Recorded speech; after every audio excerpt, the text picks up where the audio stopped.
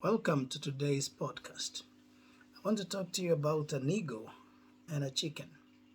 A farmer put together eggs of an eagle and together with the eggs of a chicken. And as the birds were growing up and they were hatched and they were growing up, the eagle kept looking up because it had been brought up with those that were just scratching the floor and the ground and eating the worms from the ground. But it saw birds, it could look up and see birds flying, and it was telling itself, well, I think I don't belong here. I belong with those birds. I can fly. At one point when the cage was opened and they went out, the eagle tested its wings and found it could fly higher and soar with the wings and fly higher and higher. Little had it known that the chicks that it was scratching the ground and competing with were actually supposed to be its mincemeal. But it's just like all of us together. We can flock together with so many many others. And sometimes we feel like we want to belong to everybody. But you need to assess yourself, my friend, because really, in the greater scheme of things, God created you to be unique and special. Special for Him, special for this world. You are a gift to be enjoyed and a gift to make a difference. You are born to make a difference wherever you go. I can tell you this. When you are conceived in your mother's womb, every one of us, we made a difference. We exerted pressure. Our mothers started loving to eat things they never considered necessary. And their behavior changed, their emotions changed because we are people who make a difference. You are a person who makes a difference. And even when they were getting ready for your birth, the house changed. Everything in the house was designed to accommodate you. Really, in reality, it was nobody else who was making that influence. It's you. Because in life, you are born and made to be an influencer. You're not supposed to be celebrating other people only. You are supposed to be influencing others too. You are an influencer. And when you forget that's whom you are, you want to flock together with everybody else. You want to feel like everybody else. You want to belong to a clique. I want to tell you, you will never win in life until you get to that place and say, I am not ordinary. I'm not just like anybody else. I'm going to make a difference because I was born for that. And when you discover what you are born for, you will quit the company of fools. You will become upset with the status quo, and you will demand victory for yourself. You will demand answers from yourself. You demand answers from your time, solutions for the situations and circumstances you find yourself in. I get very uncomfortable with students who are not touched or moved by their results. That when you don't get good results, you are still comfortable. When you get a high mark, you are comfortable. What agitates you? What moves your heart? Where is the anger? When you get a low grade in class, you need to be upset with that. And you need to really roar because there is a lion in you. There is an ego in you. You're supposed to soar. You're supposed to control. You're supposed to dominate. You're supposed to have great outcomes for every effort you put in. You're not supposed to accept to be just there. Just there is not the place of winners. Just there is not the place of champions. Champions are not just there. They are there to make a difference. They are there to make a statement. And I'm challenging everybody, including me, as a churchman, as a teacher, as a preacher, wherever you are in, what scope of life you are in. You are born to be an influencer. You deserve better than being in the crowd. You need to step out.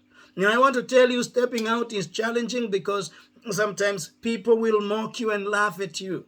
But they will laugh at you now because they think you are trying to show off that you are better than them. But very soon they will not be laughing at you when they come to the company and you are the executive director. When they come to that place and they find you are calling shots, they will respect you. But for you to get that respect, you must get to that place in your life where you're not comfortable with just being there.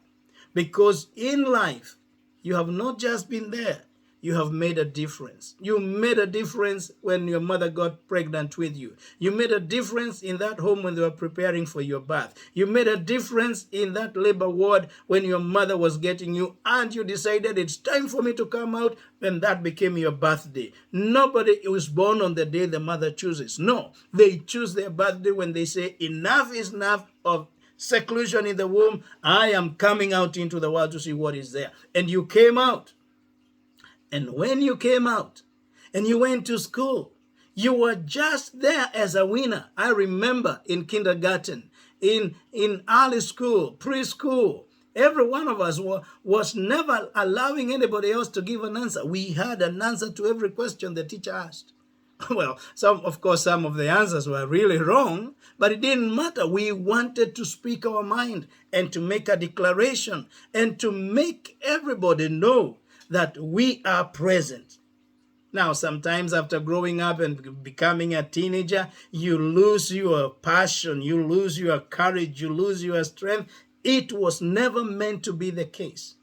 You are meant to make a difference, and every place you go to, you are meant to be noticed, not because of the wrong things that you do, but because of the right things that you do.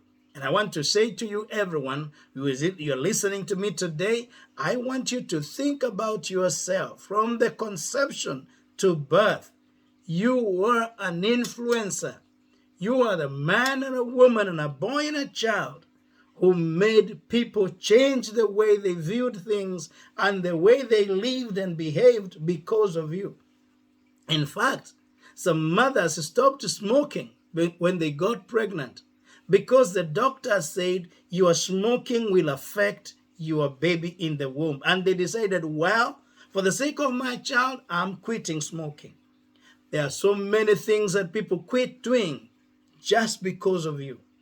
And I say to you today, even as you rise up and grow, every phase of life, because life comes in phases while people come in sizes. It doesn't matter whether you are short or tall, big or small or what, high. No, it doesn't matter. People come in sizes, but life comes in phases. And in whatever phase of life you are in, I want to challenge you to make a difference, to be an influencer. I challenge you to really kill that spirit that makes you feel you want to just belong and that you are not moved by anything. No, God made man with a passion, and you need to get angry when things are not right and not like those things and make a decision. I'm going to make a difference. My life cannot be this forever. Some of us are coming from families that are not so good.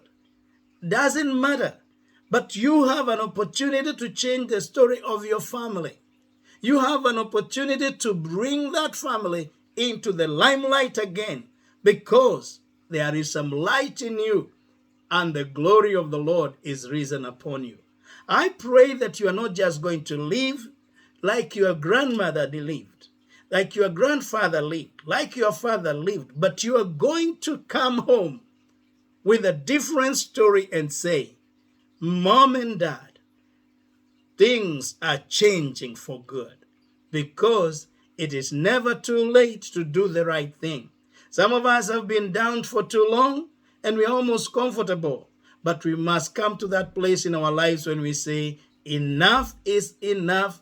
This cannot be my way. This cannot be my place. Like that ego that decided, I'm not going to be a chick no more. I'm going to soar with wings, and I'm going to fly high above the mountain, high above the hills, high above that tree. I'm going higher.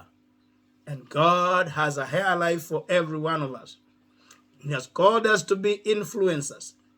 You got to take a stand for you to be of any value in life. And may the Lord bless you as you change your attitude and decide, I am going for the stars. If you miss the stars, you might get to the moon. But make sure you lift your feet off the ground, because the Bible says the steps of a righteous man are ordered by the Lord. Unless you lift your leg, God cannot order your step. But if you lift your leg, your foot, God will show you where to step forward to make your life better, to make your dream come to pass. But if you don't do something about it, you will be worse off. But if you step out and do something about your life, about your results, saying, I refuse to be as this, I refuse to be put at that corner. I'm coming out. I refuse. I've seen babies. We leave them on one side of the bed, but they crawl to the other side because they refuse to settle to the place where we have placed them. You are that baby that refused to settle down on the ground. That's why you are standing. That's why you are walking. And if you can walk, if you can stand, if you can jump, then you can run. My prayer for you is catch your vision, catch your dream, get out of the mob mindset, the mob psychology. In your class, maybe nobody wants to fly. But I want to tell you, if you make up your mind you want to fly, get angry enough. There will be resources available to help you fly. There will be teachers available to help you in your life journey. There will be helpers if you step out. But if you sit down in a corner and refuse to move, if you're not even touched by your poor performance, you will not go where you ought to. And yet, that is not where you belong. You belong with the stars. Rise up, fly, and God bless you. Have a nice day. Woo! I love you. I love you. God bless you all.